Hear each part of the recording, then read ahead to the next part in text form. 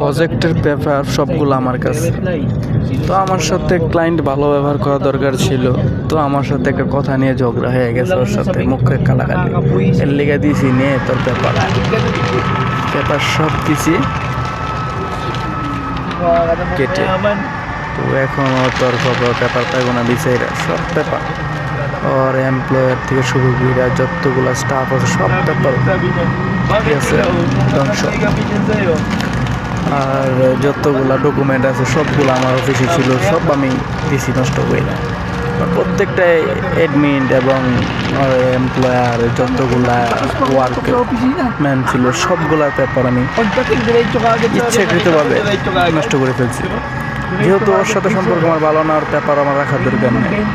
So next time যখন ওই আমার সাথে দেখা করতে আসবে তখন অবশ্যই ভদ্রতার সহিত কথা বলবো। তো এই নিয়ে ওর সাথে একটা মুখ গালাগালি ছিল, মানে ওকে তো কিছু করতে পারলাম না, ওর পেপারগুলো সবগুলো নষ্ট করে দিলাম। কমসে কম ওর হয়রানি হইবে এক থেকে 2 দিন। আর ওর টাকা তো যাইবই, এখানে ওইখানে পুলিশ ভেরিফিকেশন এগুলো করতে করতে ওর প্রায় 1 সপ্তাহ লেগে যেত।